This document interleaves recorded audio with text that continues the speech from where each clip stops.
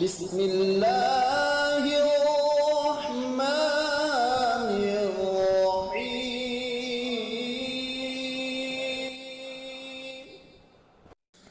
وذکر فإن الذکرى تنفع المؤمنین۔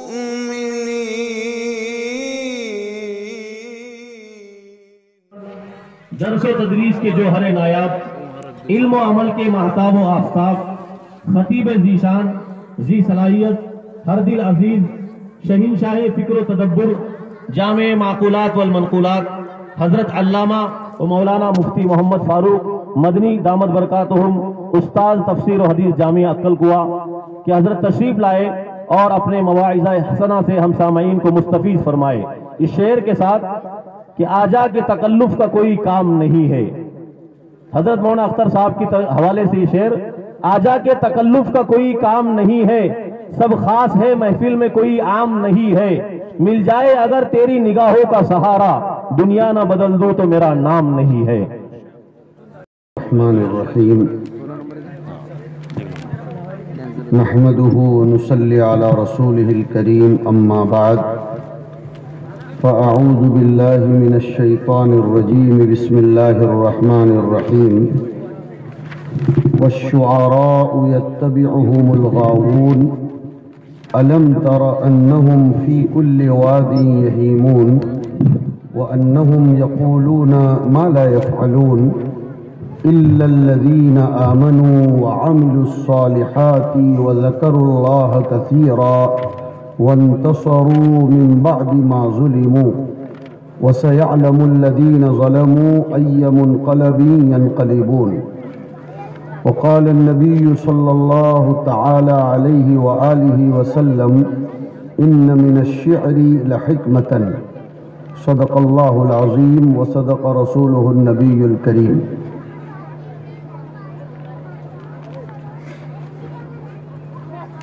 یہ اطراف و جوانب میں جو حضرات تشریف فرما ہیں کھڑے ہیں وہ سامنے آ جائیں اور توجہ کے ساتھ بیٹھ کر مختصر سی بات سنیں۔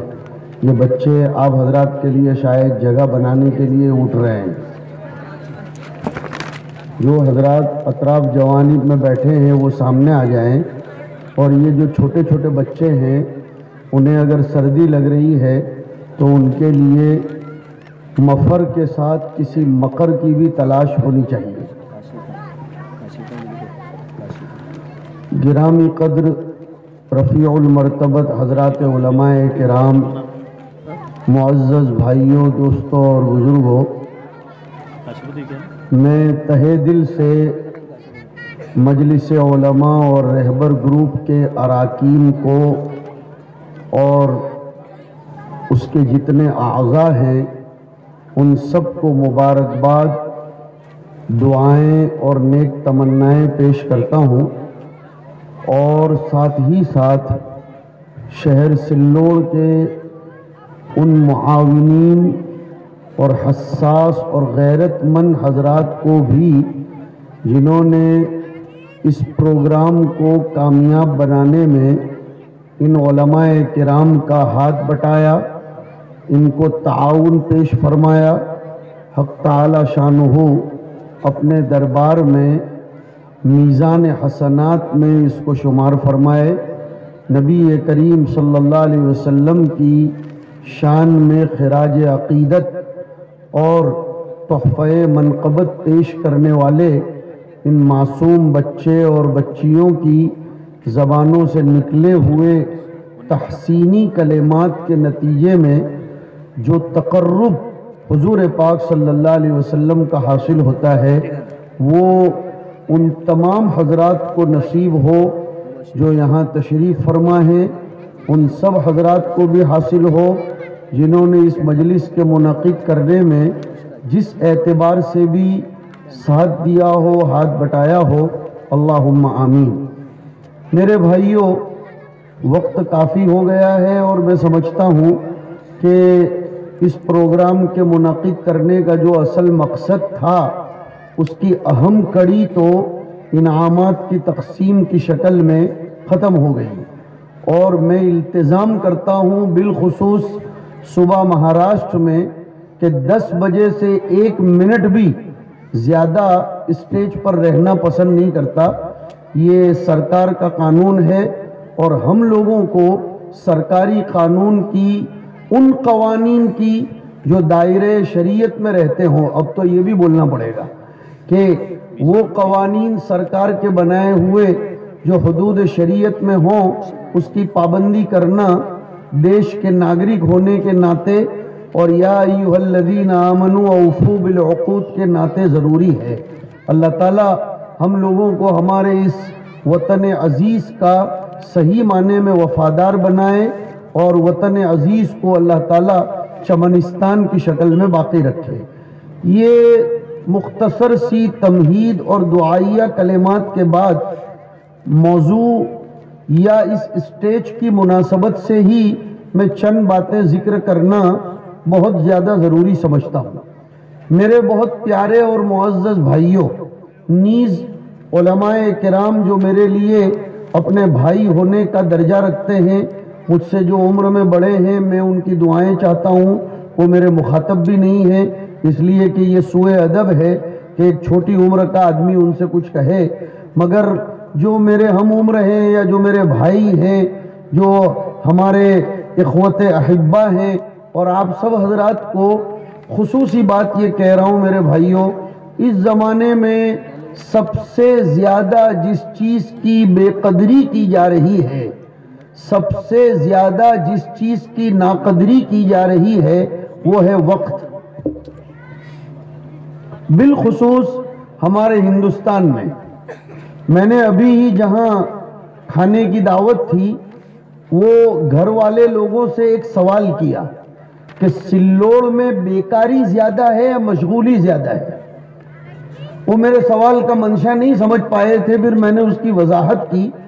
اصل میں بات یہ ہے میرے بھائیوں، اور میں اپنے بالخصوص ان علماء سے کہتا ہوں کہ اس وقت امت اسلامیہ میں سب سے زیادہ جو محنت کرنے کی ضرورت ہے وہ یہ کہ امت کے نوجوانوں کو مشغول کرو، انہیں کام پر لگاؤ اور انہیں کوئی بھی چھوٹے موٹے کاروبار میں، ان کو کسی بھی عمل میں لگاؤ. اس لیے کہ ورلڈ لیول پر، عالمی سطح پر عموماً اور ہندوستانی سطح پر خصوصاً ہمارا نوجوان جو برباد ہو رہا ہے اور وہ جو اپنی قوت عمل کو فنا کر رہا ہے، میں الفاظ بہت ناپ تول کر بول رہا ہوں، اپنی قوت عمل کو فنا کر رہا ہے اور اپنی فراست ایمانیہ کو ضائع کر رہا ہے، اس کا بہت بڑا بنیادی مقصد ہے ہم لوگوں کی بیکاری، ہم لوگوں کا فرصت میں بیٹھنا، ہم لوگوں کا رات میں دیر دیر تک جاگنا. یہ جو رات میں دیر تک جاگنے کی وجہ ہے وہ بھی یہی ہے کہ ہم لوگ بیکار ہوتے ہیں، دن میں دیر تک پڑے رہتے ہیں، اس لیے رات میں جلدی نیند نہیں آتی. ورنہ میں نے یورپ کو بھی دیکھا، میں نے کمپیریٹیو اسٹڈی کی اور دیکھا، میں نے یہ پایا کہ غیر مسلمین، انگریز اور یورپین قوم جتنا کام کرتی ہے کام کے وقت پر ہم لوگوں کو دیکھ کر رشک آتا ہے. بلکہ آپ کو ایک بات سناؤں، تعجب ہوگا، بمبئی میں جتنی بھی ایمبیسیز ہیں ان میں امریکہ اور انگلینڈ، یہ دو ملکوں کی ایمبیسی صبح 6 بجے سے کام کرنا شروع کر دیتی اور ویزا لینے والے رات کو 3-4 بجے سے وہاں لائن میں کھڑے ہوتے ہیں. یہ میرا ذاتی تجربہ ہے. 1996 میں جب میں پہلی مرتبہ انگلینڈ کا ویزا لینے گیا تو میں خود 3:30 بجے سے لائن میں کھڑا تھا. اس سے اندازہ لگائیے کہ وہ لوگ کتنا کام کرتے ہیں اور کتنا اپنے آپ کو مصروف رکھتے ہیں. یہ گالیاں بھونڈنے سے اور یہ بیکار کی بکواس کرنے سے اور امریکہ، انگلینڈ کو اور اسرائیل کو اور دوسرے ملکوں کو برے بھلے کلمات، بھدے کلمات بک دینے سے ہمارا فریضہ ادا نہیں ہوتا. ہمارا فریضہ اپنی قوت عمل کو کام میں لانے سے ادا ہوتا ہے۔ ہمارا فریضہ اپنی فراست ایمانیہ کو استعمال کرنے سے ادا ہوتا ہے۔ نبی کی سیرت میں صرف نماز پڑھنا اور پڑھوانا، مجھے معاف کیجئے معذرت پیش کرتا ہوں، نبی نے دنیا کو صرف نمازی بنانے کی محنت نہیں کی تھی۔ جو لوگ یہ سمجھتے ہیں کہ نبی نے صرف یہی کام کیا، انہوں نے سیرت کو ادھورا پڑھا ہے۔ انہوں نے نبی کی سیرت کو اور نبی کی شان کو کما حقہ سمجھا نہیں۔ نبی کی سیرت وہ ہے جو نبی کو سب سے زیادہ پہچاننے والی سیدہ ام المومنین خدیجۃ الکبریٰ رضی اللہ تعالی عنہا نے بیان فرمائی تھی۔ چنانچہ فرمایا انک لتصل الرحم وتحمل الکل، اور میرا جو پوائنٹ ہے وہ آ رہا ہے وتکسب المعدوم وتقری الضعیف وتعین علی نوائب الحق، کہ اے میرے سرتاج، اے میرے بہت پیارے شوہر، اللہ آپ کو کبھی رسوا نہیں کرے گا، اس لیے کہ آپ کی سیرت بہت بلند چیزوں پر مشتمل ہے۔ ان میں سب سے پہلی بات یہ ہے کہ آپ رشتہ داروں کا حق ادا کرتے ہو۔ میں فراموش نہیں کروں گا کہ میرے ساتھ ملا جلا موضوع لگا ہوا ہے۔ ایک طرف نعتی یا مقابلہ بھی ہوا، دوسری طرف میرے ذمے اصلاح معاشرے کا بھی ایک عنوان لگایا گیا ہے، تو میں کوشش اس کی کروں گا کہ دونوں کا کچھ حق ادا ہو جائے۔ اصلاح معاشرے میں سب سے پہلے جس چیز کی طرف نشاندہی کی گئی وہ ہے انک لتصل الرحم، رشتہ داروں کا حق ادا کرنا۔ آج صبح ہی ہمارے پاس جلالین میں ایک آیت کریمہ آئی تھی، سن کر آپ کی عقل حیران ہو جائے گی، آدمی پاگل ہو جاتا ہے کہ کیسی تربیت کی ہے قرآن نے۔ میرے سبھی بھائیوں کی توجہ چاہتا ہوں، ابھی آپ آپس میں بات نہ کریں بلکہ قرآن کا پیغام سنیں۔ حضرت صدیق اکبر رضی اللہ تعالی عنہ کی بیٹی، جس بیٹی کو حرم نبوت میں دینے کے لیے آسمان سے انتخاب ہوا تھا، اور جن کی تصویر ایک لحاف میں لپیٹ کر جبرائیل امین لے کر آئے تھے اور حضور کو بتایا تھا کہ اس عائشہ کو آپ کے نکاح میں دینے کے لیے آسمانی نظام نے انتخاب کیا ہے۔ اتنی بلند ترین اور ایسی عظیم المرتبت خاتون جسے ہم سب کی ماں ہونے کا شرف حاصل ہے، اور جس کے چند فضائل اور چند خصائص ایسے ہیں کہ ان خصائص میں دنیا کی کوئی عورت تو کیا بلکہ دنیا کا کوئی مرد بھی برابری نہیں کر سکتا، ایسی زبردست خاتون پر کچھ منافقین نے تہمت لگا دی، زنا کی تہمت لگائی تھی۔ حضور کی بیوی، حضرت ابوبکر کی بیٹی، اور جو میں نے ایک آدھ دو ان کے فضائل بیان کیے، اس کے علاوہ آپ کو ایک فضیلت اور سناتا چلوں کہ کسی بھی زوجہ طاہرہ کو یہ شرف حاصل نہیں ہے کہ اس کے بستر میں وحی نازل ہوئی ہو سوائے اماں عائشہ رضی اللہ تعالیٰ عنہ۔ ایسی زبردست خاتون پر کچھ لوگوں نے تہمت لگا دی۔ ایک سبق تو اس سے یہ دیتا چلوں، یہ دنیا کسی کو چھوڑتی نہیں ہے، یہ دنیا کسی کو نہیں چھوڑتی۔ لہذا میرے نوجوانوں کو اور کام کرنے والے بالخصوص علماء کو یہ پیغام دیتا ہوں کہ کسی کی انگلیاں اٹھانے کے نتیجے میں قوت عمل کو پسپا مت کرنا۔ انگلیاں وہی اٹھاتے ہیں جنہیں کچھ کرنا نہیں ہوتا۔ دوسری بات، انگلیاں اٹھنا، سنو، انگلیاں اٹھنا نشانی اس بات کی ہے کہ آپ کے درخت پر پھل لگنے لگے۔ پتھر مارے جانا اور کسی کا آپ کے پیچھے پڑ جانا، یہ دنیا پیچھے پڑنے کی ہے۔ کام کرنے والوں کے پیچھے لوگ لگتے ہیں، بیکاروں کے پیچھے کوئی نہیں لگتا، بلکہ انہیں لوگ سر پر بٹھا کر چلتے ہیں، لیکن کام کرنے والوں کے پیچھے پڑتے ہیں۔ اور اس میں مہاراشٹر، گجرات اور مدھیہ پردیش ہندوستانی لیول پر نمبر 1 پر آتے ہیں۔ یہ 3 صوبوں میں یہ بیماری بہت ہے، مہاراشٹر میں، گجرات میں اور مدھیہ پردیش میں۔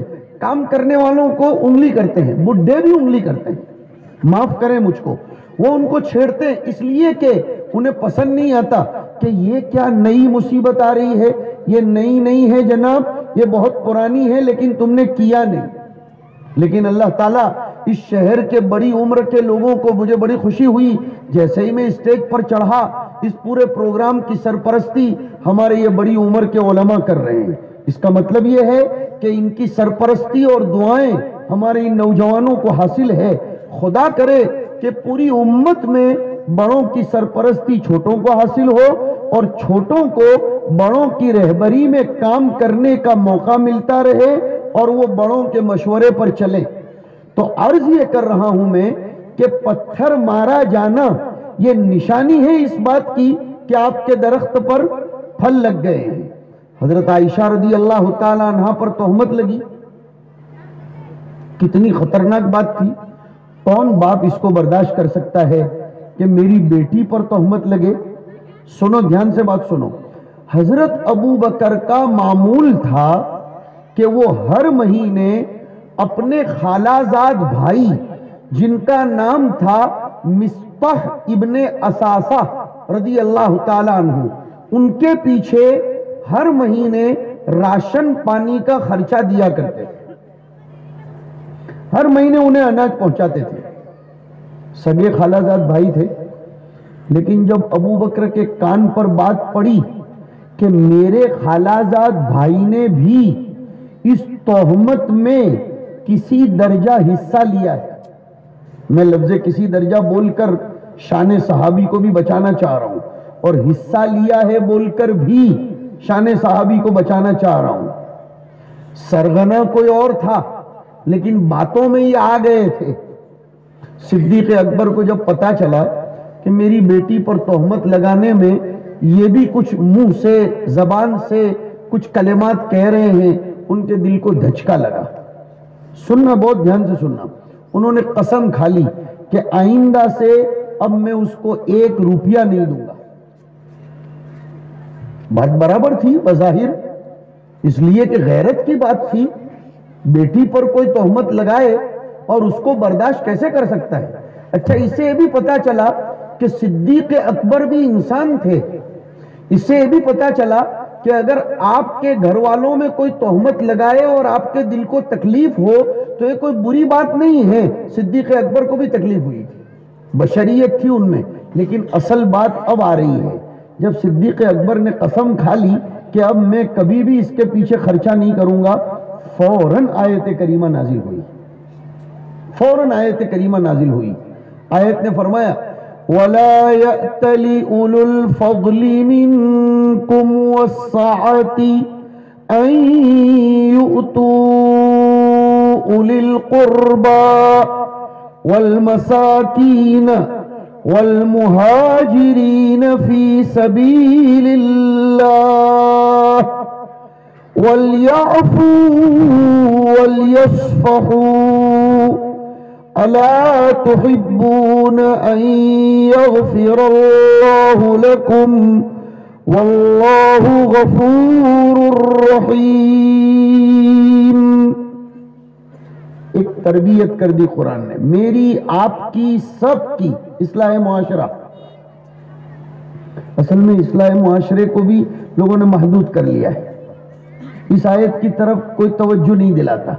قرآن نے فرمایا تم میں سے جو لوگ بڑے درجے کے ہیں، گنجائش والے ہیں، اللہ کا تقرب حاصل کرنا چاہتے ہیں، تو وہ کبھی بھی ایسی قسم نہ کھائیں کہ وہ اپنے رشتہ داروں پر خرچہ نہیں کریں گے۔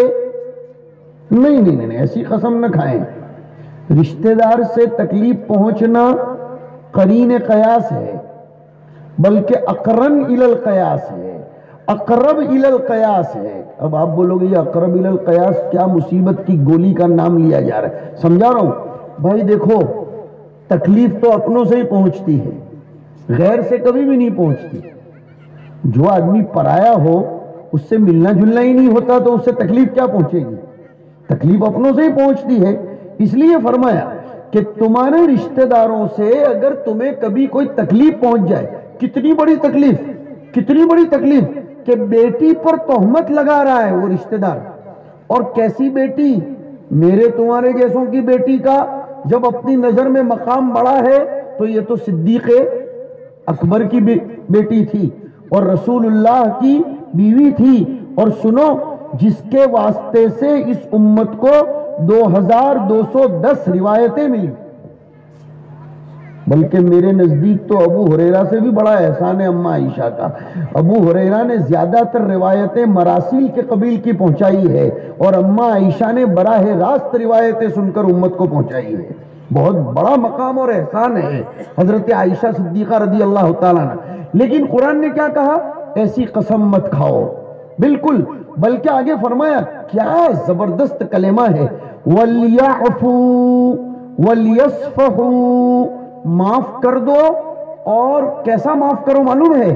وَلْيَصْفَحُوا لفظ فرمایا، صفحۃ الید اس کو کہا جاتا ہے عربی میں، اس کو بولتے ہیں صفحۃ الید۔ دیکھو اس کے اوپر تو بال ہیں، ہے نا، میں پھرا رہا ہوں آپ دیکھ رہے ہیں، لیکن اس کے اوپر آج تک دنیا میں کسی کو ایک بال بھی نہیں ہوگا۔ کہیں کسی کو ہوگا ہو تو مجھے بتاؤ، میں نے تو سنا بھی نہیں۔ یہ بالکل صاف حصہ ہے، ایک بات۔ دوسری بات، کتنا بھی کالا انسان ہوگا لیکن اس کا یہ حصہ سفید ہوگا، ہے نا۔ اب اس پر سے چلو، قرآن نے جو لفظ کا انتخاب کیا ہے کہ وَلْيَعْفُوا، معاف کر دو اور اپنے دل کو ایسا بنا دو، وَلْيَصْفَحُوا، ایک دم تم کو تکلیف پہنچانے والے کی طرف سے دل کو صاف کر دو، ایک بال جیسی بھی کدورت رہنے نہ پائے، صاف شفاف دل کر دو کہ زندگی میں کبھی سنانا بھی مت، زندگی میں کبھی سنانا بھی مت۔ علماء نے لکھا العفو ہوا ترک المؤاخذہ والصفح ہوا ترک التأنیب، سزا بھی مت دینا اور کبھی سنانا بھی نہیں کہ تو نے میری بیٹی کے ساتھ ایسا کیا، معاف کر دو۔ اور تشکیل کتنی اچھی کی ہے، ہم سب کو بھاری پڑتا ہے، ہم سب کو، کسی کو معاف کرنا اتنا آسان نہیں ہے، خاص طور پر اگر کسی نے ہماری بیٹی پر تہمت لگا دی ہو تو معاف کرنا۔ لیکن قرآن نے کتنی اچھی تربیت کی، آگے فرمایا الا تحبون ان یغفر اللہ لکم، کیا تم یہ پسند نہیں کرتے کہ اللہ تمہیں معاف کر دے؟ کون پسند نہیں کرتا بھائی؟ سبھی پسند کرتے ہیں کہ اللہ ہمیں معاف کر دے۔ قرآن اشارہ کرنا چاہتا ہے جیسے تم سب یہ پسند کرتے ہو کہ اللہ تمہیں معاف کر دے، تو اللہ بھی یہ پسند کرتا ہے کہ تم اس کی مخلوق کو معاف کر دو۔ اب آج کے بیان میں یہ معاہدہ کر کے اٹھو تو انشاءاللہ میں سمجھتا ہوں کہ اپنا پروگرام کامیاب، کہ جن جن لوگوں سے ہمیں تکلیف پہنچی ہے یہاں بیٹھے بیٹھے ہی طے کرو کہ ہم نے ان کو معاف کر دیا۔ ارے بولو بھائی، اچھا خالی کہنے کے لیے نہیں، بیان کے بعد ان لوگوں سے سامنے چل کے ملاقات کرو، اس لیے کہ وہاں مفسرین نے ایک پتے کی بات لکھی ہے کہ وہ مستح معافی مانگنے نہیں آئے تھے، پھر بھی قرآن نے ابو بکر سے فرمایا کہ انہیں معاف کر دو۔ اس سے پتا چلا کہ معافی مانگنے والے کا انتظار مت کرو کہ وہ معافی مانگنے آوے اور میں اس کو چکر کھلاؤں، کئی دھکے کھلاؤں اور پھر معاف کروں، نہیں۔ بہادری تو اس کا نام ہے کہ سامنے چل کے بول دو کہ میں سینے کا بہت چوڑا ہوں، کہنے کے لیے نہیں کہ میری چھاتی 56 انچ کی ہے کہ 3 صوبوں میں ہار گیا تو بکری ڈبے میں آ گئی، ہاں وہ کہنے کے لیے نہیں کہ 3 صوبوں میں ہی میں ہار کو برداشت نہیں کر سکا اور اب روزانہ دے رہا ہوں کہ 20% سے اتنے ٹکا جی ایس ٹی معاف اور اس سے اتنے ٹکا، نہیں۔ مسلمان کی چھاتی واقعتاً 36 کیا اس سے زیادہ اس کا سینہ چوڑا ہوتا ہے۔ وہ کہتا ہے تو نے مجھ کو تکلیف پہنچائی، کوئی بات نہیں، گلے مل، اس لیے کہ میرا سینہ بہت چوڑا ہے، میں دل میں ایسی چیزیں لے کر نہیں چلا کرتا ہوں، میں ایسی چیزیں لے کر الا تحبون ان یغفر اللہ لکم۔ تو ایک تو یہ بات ہے کہ رشتہ داروں کے ساتھ اچھا سلوک کرو، اور حدیث شریف میں آیا کہ جو آدمی اگر اپنے رزق میں اور اپنی عمر میں برکت چاہتا ہو اسے چاہیے کہ وہ اپنے رشتہ داروں کے ساتھ اچھا سلوک کرے، انک لتصل الرحم۔ دوسرے نمبر پر اس وقت ہمیں ضرورت ہے اس بات کی کہ وہ تحمل الکل، کہ اے میرے پیارے آقا آپ لوگوں کا بوجھ اٹھاتے ہو، لوگوں کا ٹینشن آپ اپنے سر پر لے لیتے ہو، کوئی فکر میں ہے آپ اس کی فکر کو دور کرتے ہو، کوئی اگر ٹینشن میں ہے آپ اس کے ٹینشن کو کافور کرنے کی قولاً عملاً مالاً فکراً ہر اعتبار سے محنت کرتے ہو، کوشش کرتے ہو۔ اور تیسرے نمبر پر جو فرمایا، جس کی مناسبت سے یہ بحث ہماری ابھی چھڑی، وَتُكْسِبُ الْمَعْدُومِ، مجھے معلوم ہے کہ شہر سلوڑ الحمدللہ مالی اعتبار سے مضبوط شہر ہے، میرے نظر میں ہے وہ تاریخ جب اس شہر کی جامع مسجد بنانے کے لیے حضرت مولانا وستانوی صاحب دامت برکاتہم کی ایک آواز پر ایک نشست میں اس شہر کے لوگوں نے 50 لاکھ سے زیادہ ایک ہی نشست میں جمع کر لیے تھے، میں اس کو بھولا تھوڑا ہوں۔ اور اس زمانے میں یہ بات مشہور ہوئی تھی کہ مہاراشٹر میں سلوڑ کے مسلمان زندہ دل مسلمان ہیں، اور چند مہینوں میں یہ مسجد بن گئی تھی۔ تو آج کے اس پروگرام میں ایک پیغام آپ کو دے کر جانا چاہتا ہوں، اس لیے کہ میری ہمیشہ عادت ہے، میں اس کرسی کو امانت سمجھتا ہوں کہ یہاں آپ نے بٹھا دیا تو مجھے اس امانت کا حق ادا کرنا چاہیے۔ لو آؤ، اب 2 ڈھائی 3 مہینے کے بعد رمضان شریف کی آمد ہے۔ اب آپ بولو گے 2 ڈھائی مہینے کے بعد، ارے اس کے مقدمات کا آ جانا یہ بھی اس کی آمد ہے۔ حضور صلی اللہ علیہ وسلم تو رجب سے ہی رمضان کی برکتوں کی دعا کرتے تھے۔ ہمارے یہاں رمضان میں خیرات، صدقات، زکاتیں خوب بڑھتی ہیں۔ میں آج آپ کو ایک آئیڈیا دے کر دینا چاہتا ہوں، آئیڈیل نہیں، آئیڈیا دے کر جانا چاہتا ہوں۔ زکات کے نظام کو اپنے شہر کی حد تک کم از کم منظم بناؤ، اور سب سے پہلا کام یہ ہے بیکار لوگوں کو کام پر لگاؤ۔ یہ ہے وہ تکسب المعدوم، یہ نبی کی سیرت ہے۔ میں پھر وہ جملہ دہراتا ہوں کہ نبی کی دعوت کو خالی نماز پڑھانے اور پڑھنے کی حد تک محدود مت کرو، کہ نبی نے زندگی میں خالی نماز پڑھانا ہی نہیں سکھایا، نبی نے کام پر لگانا بھی سکھایا ہے، اور خود بھی لگایا ہے۔ تو لوگوں کو کام پر لگاؤ، کسی کو 1000 دے دیے، کسی کو 2000 دے دیے، اس کو 500 دے دیے، اس کو 200 دے دیے، اس طریقے سے تو امت بیکار ہو رہی ہے۔ آپ کو ہم سے زیادہ معلوم ہے کہ وہ چرس گانجا پیتے ہیں اور پیشاور فقیر بن جاتے ہیں، اور رمضان کے انتظار میں رہتے ہیں، کام سے ٹھپ پڑ جاتے ہیں۔ حضور نے کیا سکھایا؟ حضور اکرم صلی اللہ علیہ وسلم کے پاس ایک صحابی کچھ مدد لینے کے لیے آئے، مدد، حالانکہ یہ وہی نبی ہے جس نبی کو یہ خطاب کیا گیا کہ وَأَمَّا السَّائِلَ فَلَا تَنْهَرْ، لیکن علماء کو اس میں بہت اچھی بات ملے گی، یہاں ہر سائل مراد نہیں ہے کہ جو بھی آ گیا اس کو دے دو۔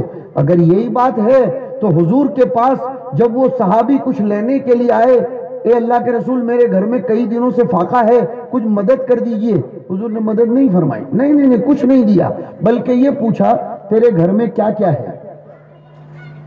اب میرے گھر میں ایک ٹاٹ ہے اور ایک پیالہ ہے، وہ ٹاٹ ہم اوڑھتے بھی ہیں، دستر بھی بناتے دسترخوان، اور اس پر سو بھی جاتے ہیں، اور پیالہ بکری کا دودھ بھی اسی میں دوہتے ہیں، اور اس کے اندر سب کچھ ہمارا کام چلتا ہے۔ حضور نے فرمایا دونوں چیزیں لے کر آؤ، وہ ٹاٹ بھی لے کر آؤ اور وہ پیالہ بھی لے کر آؤ۔ اللہ کے رسول صلی اللہ علیہ وسلم نے اس کا نیلام کیا کہ بھئی کون اس کو خریدے گا؟ لوگوں نے بولی لگائی، 2 درہم میں یہ دونوں چیزیں بکی، 1 درہم میں پیالہ بکا، 1 درہم میں ٹاٹ بکا۔ اب حضور نے کیا کیا معلوم ہے آپ کو؟ اس صحابی سے فرمایا یہ 1 درہم کا غلہ راشن خریدو اور تمہارے گھر پر پہنچاؤ، اور یہ دوسرے درہم سے کلہاڑی خرید کر لاؤ، اس میں لکڑا فٹ کر دوں گا، اور پھر جب وہ کلہاڑی خرید کر لائے تو حضور نے دیکھو ان کو کام پر بھیجا۔ سنو فرمایا جاؤ، آگے کا جملہ خوب توجہ چاہتا ہوں، فرمایا کہ جاؤ 15 دن تک مسجد نبوی میں بھی نظر مت آنا، یہاں نظر ہی مت آنا، مطلب مسجد نبوی میں بھی نظر مت آنا، تقاضا نہیں رکھا، کام پر جاؤ، کام کرو، محنت کرو، وظائف حیات اولین ہیں، فرائض حیات اولین ہیں، بیوی بچوں کو بھوکے مار کر تہجد پڑھنے کی اجازت نہیں ہے. پہلے ان کی فکر کرو، بیوی بچوں کی. اپنے ماتحتوں کے پیچھے محنت کرو. فرائض حیات سے سستی مت برتو. چنانچہ نبی کریم صلی اللہ علیہ وسلم نے فرمایا جاؤ 15 دن تک لا ارینک، روایت کے الفاظ وزندار ہیں، ہرگز میں تجھ کو نہ دیکھوں. نون تاکید ثقیلہ کا لفظ ہے روایت میں. 15 یومن، 15 دن تک نظر مت آنا، محنت کر محنت. اب وہ صحابی نے 15 دن تک محنت کی، واقعتاً محنت کی. اب یہاں ہمارا دماغ چکرا جاتا ہے. ایک طرف تو ہم یہ سوچتے ہیں شان رحمت للعالمینی، وہاں آنے والے کسی کو خالی ہاتھ نہیں بھیجا جاتا تھا. یہاں واقعتاً ہاتھ بھر بھر کر دیا گیا کہ تو خود کما اور خود کی محنت کر، مدد کے سہاری پر جینے کی عادت مت ڈال. مجھے یہ جملہ صاف ستھرا کہہ لینے دیجئے، برا لگے تو اپنا سمجھ کر معاف کر دینا. مسلمان امت آج دوسروں کے سہارے پر جینے کی عادی بنی تھی نا، اس لیے سیاسی میدان میں بھی پیچھے ہٹ گئی. ہمیشہ دوسری پارٹیوں سے مدد کی امید، اپنے مسائل کے حل کی امید، اپنے انتشار کو ختم کرنے کی امید، اپنے سارے کے سارے مشاکل کو دور. ارے ہم تو خود کفیل لوگ ہیں، ہم تو دنیا کے مسائل حل کرنے والے ہیں، نہ کہ ہم اپنے مسائل حل کرنے. ہوا کیا؟ تھوڑا سا اور ڈیپ میں جاؤ. یہود قوم، بہت دھیان سے میرا یہ پوائنٹ سننا، دنیا میں یہودی انشاءاللہ ایجوکیٹڈ طبقے کو اس میں سے ایک سبق ملے گا. یہودی جو ہے نا ورلڈ کے میپ پر جیم کے پیٹ میں جو نقطہ آتا ہے چھوٹا سا، اتنے بھی نہیں ہے، لیکن خود کفیل قوم بن گئی. ایسی خود کفیل بنی کہ وہ جس کو چاہتے ہیں وہی امریکہ کے تخت پر بیٹھ سکتا ہے. حالانکہ امریکہ کی حکومت کرسچن حکومت ہے، لیکن ہے ریموٹ کنٹرول کس کے ہاتھ میں؟ کیوں؟ وجہ کیا؟ فائنانس میں مضبوط ہے، وہ اکونومی میں مضبوط ہیں. اور ہمارے مسلمان کو اگر آپ بولو کہ بھائی تیرے پاس کچھ نہیں ہے، صبح ذرا ایک تجھ کو لاری لا دیتا ہوں اور اس پر پیاز یا کیلے یا کچھ گولی بسکٹ لگا دیتا ہوں، تھوڑا سا کام نہیں، یہ اپنا کام نہیں ہے. یعنی سیدھا مول کھولنے کے چکر میں رہتا ہے کہ مجھ کو مول کھول کے دو. لا حول ولا قوت الا باللہ. ارے بھائی آدمی نیچے سے اوپر جاتا ہے. اور یہ مضمون جب چل رہا ہے ایک بہت پیاری بات یاد آئی میرے ان بھائیوں کی اور آپ سب حضرات کی طلب صادق کی برکت سے. تھوڑی توجہ دو گے نا تو وہ آیت سمجھ میں آئے گی. بہت قیمتی بات ہے جو آگے کہہ رہا ہوں. اللہ تعالیٰ فرماتے ہیں یا ایھا الذین آمنوا لا تأکلوا اموالکم بینکم بالباطل الا ان تکون تجارتا عن تراض منکم. اے ایمان والو، آپس میں ایک دوسرے کا مال غلط طریقے سے مت کھاؤ. ہاں تمہیں اجازت ہے کہ تجارت کی لائن سے مال کما کر کھاؤ، ورنہ آپس میں ایک دوسرے کا مال کھانا تمہارے لیے حرام. تھوڑا سا ذہن حاضر رکھنا. وہاں علماء نے ایک سوال اٹھایا ہے کہ اللہ نے پہلے فرمایا آپس میں ایک دوسرے کا مال کھانا تمہارے لیے حلال، حرام صرف تجارت کا طریقہ. سوال پیدا ہوتا ہے کہ تجارت کے علاوہ کوئی دوسرا طریقہ حلال مال کا ہے ہی نہیں. ارے ہے نا، میں آپ کو کوئی ہدیہ دوں گا تو آپ کھائیں گے نہیں، یہ کہاں تجارت ہے؟ اگر ابا کا انتقال ہو گیا تو اس کی جو وراثت ملے گی وہ تو حلال ہے، کہاں آپ نے تجارت کی ہے نا. اور قرآن شریف تو یہ کہتا ہے کہ آپس میں ایک دوسرے کا مال غلط طریقے سے کھانا حرام سوائے. تو پھر قرآن نے صرف ایک ہی لفظ کیوں کہا جبکہ ہبہ، ہدیہ حلال، وراثت حلال، اور بھی بہت سے طریقے ہیں. اللہ تعالیٰ جزائے خیر دے علماء مفسرین کو، پتے کی بات لکھ دی۔ فرمایا قرآن کریم نے انسانی غیرت کا لحاظ کر کے فرمایا کہ ہدیوں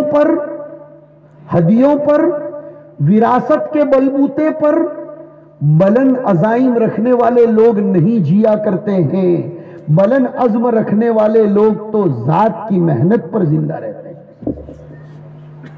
ذات کی محنت پر زندہ رہتے ہیں۔ میں نے میرے والد کو دیکھا، اللہ تعالیٰ ان کی قبر کو نور سے بھرے، آخر عمر تک سائیکل چلاتے رہے جبکہ ہم گاڑیوں میں بیٹھتے تھے۔ میں نے کہا ابا آپ لے لیجئے گاڑی، بیٹھیے اور ہم آپ کو چھوڑ کر آتے ہیں، آپ کیوں؟ کہا نہیں، میں مرتے دم تک، آپ آگے سن کر تعجب کرو گے، ایک بات سنانا چاہتا ہوں، مرتے دم تک میری ذاتی کمائی پر جیوں گا۔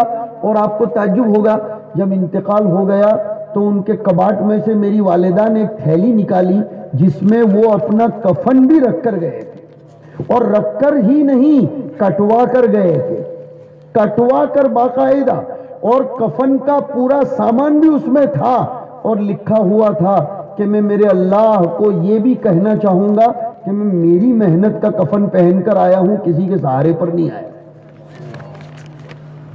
یہ ہم سب میں بھی ہونا چاہیے۔ اور میرے روحانی والد حضرت مولانا سید ذوالفقار صاحب رحمۃ اللہ علیہ، جو مولانا وستانوی کے بھی استاد ہیں اور جو سلوڑ بھی تشریف لا چکے ہیں، شاید بڑی عمر کے لوگوں نے دیکھا، ان کا بھی حال سناؤں۔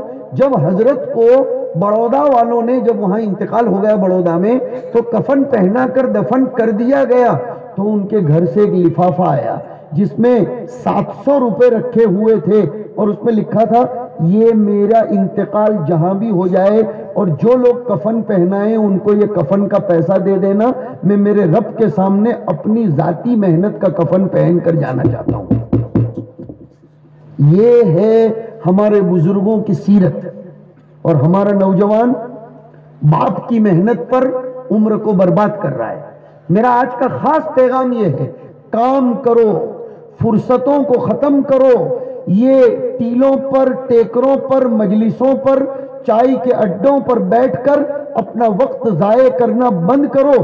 دنیا تو چاہتی ہی ہے کہ مسلمان کام پر نہ لگے، یہ دنیا تو خوش ہوتی ہے، یہ دنیا چاہتی ہے کہ مسلمان اسی میں لگا رہے۔ سمجھتے ہو نا اسی میں کا مطلب؟ موبائل میں، اسی میں اپنے آپ کو، اس سے دماغ بھی خراب ہوتا ہے۔ آج اچھا ملتا کیا ہے؟ گیم کھیل رہے ہیں۔ ارے آپ اپنی زندگی سے گیم کھیل رہے ہیں، آپ اپنی زندگی سے گیم کھیل رہے ہیں۔ وقت جہاں سے چلا تھا وہیں آ رہا ہوں۔ وقت اللہ تعالیٰ کی بہت بڑی نعمت ہے، اس کی قدر کرو۔ تو میں یہ پیغام دوں گا کہ جو لوگ مال والے ہیں وہ منظم نظام بنائیں۔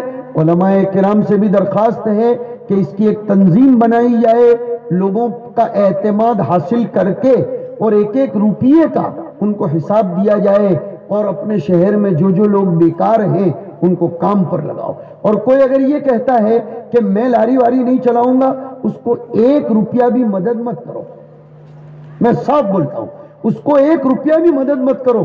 ایسے لوگوں کو مدد کرنا ثواب نہیں، گناہ ہے، اس لیے کہ تم اس کی قوت عمل کو سلب کر رہے ہو، کام پر لگاؤ اس کو۔ اللہ یہ کہ وہ کوئی معذور ہو، وہ کوئی مجبور ہو، تو ایک تو یہ ہوا۔ وقت بالکل ختم ہونے کے کنارے ہے۔ میں نے آیت اصل میں یہ پڑھی تھی موضوع کی مناسبت سے کہ شعر شاعری بیکار فالتو چیز ہے، لیکن آج کا جو پروگرام تھا وہ اس آیت پر عمل کر کے بنایا تھا، اِلَّا الَّذِينَ آمَنُوا وَعَمِلُوا الصَّالِحَاتِ وَذَكَرُوا اللَّهَ كَثِيرًا۔ نبی کا ذکر یہ اللہ کا ذکر ہے۔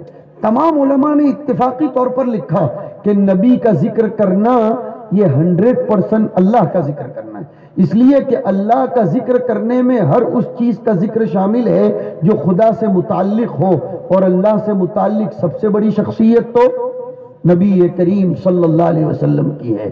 اللہ مبارک فرمائے۔ کامیاب ہونے والے طلباء اور طالبات کو تہہ دل سے مبارکباد پیش کرتا ہوں۔ جی تو چاہ رہا تھا کچھ اپنے خیالات کا اظہار کر کے کچھ باتیں شیئر کروں، لیکن میری عادت ہرگز نہیں ہے کہ کھلے میں مسجد سے ہٹ کر 10 بجے سے زیادہ مہاراشٹر میں بولتا نہیں۔ مسجد میں ہوتا تو تو شاید کچھ اور بولتا اور زیادہ بولتا، لیکن بہرحال یہ ہماری مجبوری ہے۔ میں دل سے یہ مجلس علماء کو بھی مبارکباد پیش کرتا ہوں، بڑا اچھا کام کر رہے ہیں، لیکن اس سے ایک سبق ملتا ہے ہمارے بچوں میں صلاحیتیں کتنی اچھی ہیں۔ اب ان صلاحیتوں کو کام پر لاؤ۔ بہت برس پہلے کنج کھیڑا کے مدرسے میں جانا ہوا تھا تو وہاں ناظم صاحب کے دفتر میں ایک شعر میں نے پڑھا، وہ اب تک میرے ذہن میں ثبت ہے۔ چمن کی ہر کلی کی حفاظت کریں گے ہم، چمن کی ہر کلی کی حفاظت کریں گے ہم، نہ جانے کس کلی سے چمن مہک اٹھے۔ کون سی کلی چمن کو مہکا دے گی ہم کچھ نہیں کہہ سکتے۔ ہمارے بچے بہت قیمتی ہیں اور مجھے بہت خوشی ہوئی 13,000 روپے کا فریز ماشاءاللہ۔ اس کا مطلب یہ امت میں دینے کا ماحول ہے۔ اب ان علماء کو چاہیے کہ یہ دینے کی صفت کی رہبری فرمائیں اور امت کے مال کو صحیح استعمال کرنے کے ان کو طریقے بتائیں۔ اللہ آپ سب کی کمائی میں، صحت میں، تندرستی میں برکت دے۔ اللہ تعالیٰ نظر بد سے حفاظت فرمائے۔ وآخر دعوانا ان الحمدللہ رب العالمین۔ دعا کریں۔ اللهم لك الحمد كله ولك الشكر كله وإليك يرجع الأمر كله تبارك ربنا وتعاليت نستغفرك اللهم ونتوب إليك وصلى الله على النبي الكريم۔ اے اللہ ہم سب کے جمع ہونے کو قبول فرما۔ اس پروگرام کے منعقد کرانے والے، تعاون کرنے والے، محبت کی نظر سے دیکھنے والے اور اس پروگرام کے منعقد کرنے والے علماء کی حوصلہ افزائی کرنے والے تمام احباب کو ان کے جائز مقاصد میں کامیابی نصیب فرما۔ اسلام کی ہماگیریت سمجھنے کے لیے ہم سب کے ذہنوں کو کھول دے۔ اے اللہ ذہنی فکری توسع عنایت فرما، عبادات کا صحیح مفہوم سمجھنے کی توفیق نصیب فرما۔ اس شہر کے کاروباری لوگوں پر، اس شہر کے تاجر لوگوں پر اپنی خصوصی رحمتیں نازل فرما، مزدور پیشہ لوگوں پر بھی اپنا خصوصی رحم و کرم نازل فرما، خوب برکتیں نازل فرما۔ گھروں میں جو لوگ بیمار ہیں ان کو شفا نصیب فرما، تندرستوں کو ان کی تندرستیوں کی قدر کرنے کی توفیق نصیب فرما۔ ہم سب کو اپنے اپنے وقت پر تیری رضامندی کے ساتھ اپنے پاس بلانے کا فیصلہ فرما۔ اے اللہ حسن خاتمہ نصیب فرما، حسن خاتمہ نصیب فرما، حسن خاتمہ نصیب فرما۔ ہم سب کی اولاد کو ہماری آنکھوں کی ٹھنڈک بنا۔ جن طلباء اور طالبات نے کامیابی حاصل کی ان کو مستقبل کا پیشوا، امام، رہبر اور نمونہ بنا۔ ہمیں اپنی اولاد کی صحیح تربیت کرنے کی فکر نصیب فرما۔ وصلی اللہ علی النبی الکریم برحمتک یا ارحم الراحمین۔ والسلام علیکم ورحمۃ اللہ وبرکاتہ۔